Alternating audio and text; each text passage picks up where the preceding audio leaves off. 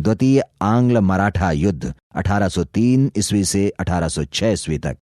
साम्राज्यवादी प्रकृति का लॉर्ड वेलेजली 1798 ईस्वी में गवर्नर जनरल बनकर भारत आया।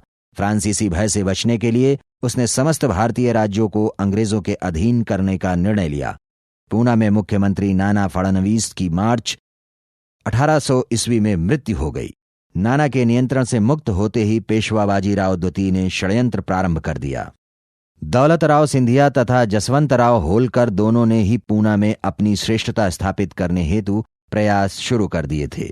सिंधिया इस प्रयास में सफल रहा। पेशवा बाजीराव द्वितीय को उसने अपने प्रभाव में ले लिया। अंग्रेजों ने पेशवा के समक्ष सहायक संधि का प्रस्ताव रखा और बदले में सिंधिया पर नियंत्रण करने में पेशवा की मदद का प्रस्ताव रखा, किंतु बाजीराव द्वितीय ने इसे अस्वीकार कर दिया। पेशवा ने 1801 ईस्वी में जसवंतराव होलकर के भाई बिट्ठू जी की हत्या कर दी। क्रुद्ध जसवंतराव ने पूना पर आक्रमण कर पेशवा तथा सिंधिया को पराजित किया और पूना पर अधिकार कर लिया। उसने विनायक राव को पूना की गद्दी पर बैठाया। बाजीराव ने भागकर बसीन में शरण ली और 31 दिसंबर 1802 को अंग्रेजों के साथ बसीन की संधि पर हस्ताक्षर कर दिए। संधि के तहत नंबर 1, पेशवा ने अंग्रेजों का संरक्षण तथा पूना में अंग्रेज सेना रखना स्वीकार किया।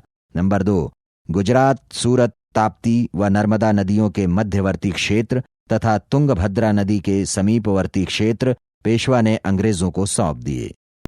नंबर 3, निजाम के खिलाफ अपने सभी अधिकार पेशवा ने छोड़ दिए तथा गायकवाड़ के विरुद्ध युद्ध न करने का वचन दिया। नंबर 4, अपने सभी विदेशी मामले पेशवा ने कंपनी को सौंप दिए। इस संधि के तहत सहायक संधि स्वीकार की गई।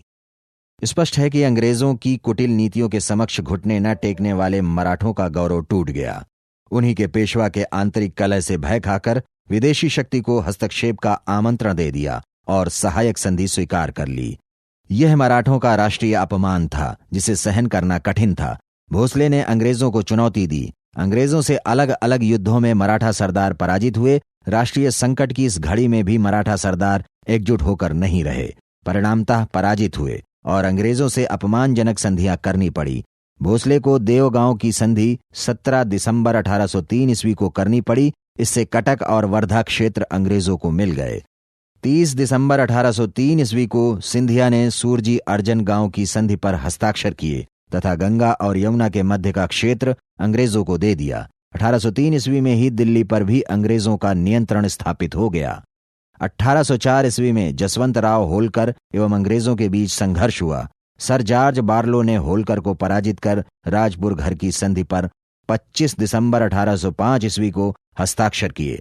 बुंदेलखंड आदि क्षेत्र मराठों से छिन गए।